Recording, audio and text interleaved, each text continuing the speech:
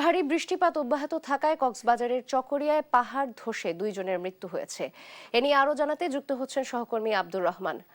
আব্দুর রহমান, পাহাড় ধস নিয়ে সর্বশেষ কি তথ্য আছে আপনার কাছে, বিস্তারিত জানাবেন।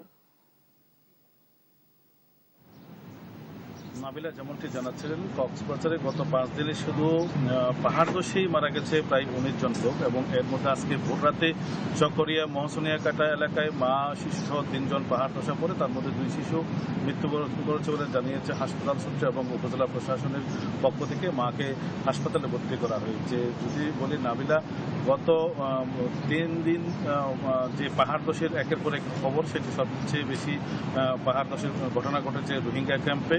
প্রথমে 8 জন, গতকালকেও 8 জন, এবং কক্সবাজার সদরে 2 জন, এবং চকরিয়াতে 2 জন, এবং 1 জন পানিতে তুলে গেছে। মোট 21 জন এই গত 5 দিনে কিন্তু কক্সবাজার জেলায় পাহাড় ধসে মৃত্যুবরণ করেছে সর্বশেষ তথ্য রয়েছে। যদি বলি যে নাবিলা, কক্সবাজারে কিন্তু গত 7 দিনে প্রায় 700 মিলিমিটার বৃষ্টি রেকর্ড হয়েছে, যা স্বাভাবিকের তুলনায় 7 গুণের বেশি বৃষ্টি বলে জানিয়েছে আবহাওয়া অফিস, এবং আগামী 2 দিন বৃষ্টিপাতের সম্ভাবনা রয়েছে। বিশেষ করে কক্সবাজার জেলায় যে পাহাড়ি অঞ্চলগুলো রয়েছে, সেখানে কিন্তু পাহাড় ধসের যে কারণ আমরা বিভিন্ন ব্যক্তি এবং প্রশাসনের সাথে কথা বলে জানতে পেরেছি যে তারা পাহাড়কেই কম দামি জায়গা এবং বসবাসের উপযোগী, এবং বিশেষ করে যারা নিম্ন মধ্যবিত্ত মানুষ, তাদেরকে লোপনীয় অভাব এবং তাদের যে থাকার বাসস্থলের যে অভাব, সেটাকে তারা পুঁজি করে পাহাড়কে তারা বেছে নেয়, এবং সেই পাহাড় যার যার মতো কেটে যেভাবে সুবিধা মতো করে তারা আবাসন তৈরি করে। কিন্তু পাহাড়ের যে ভূমির একটি প্যারেক বলে, সেই প্যারেকটা যদি দুর্বল হয়ে যায়, তখন যখন অতিরিক্ত বৃষ্টি হয়,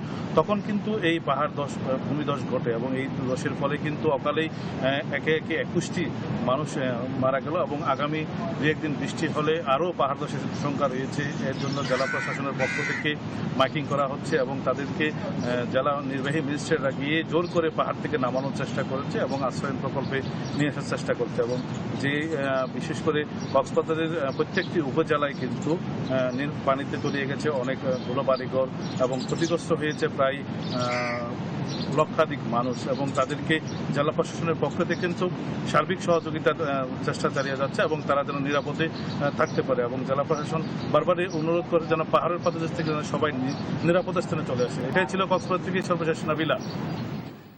আব্দুর রহমান, ধন্যবাদ আপনাকে। দর্শক, কক্সবাজারের পাহাড় ধসের বর্তমান পরিস্থিতি জানাচ্ছিলেন আমাদের সহকর্মী।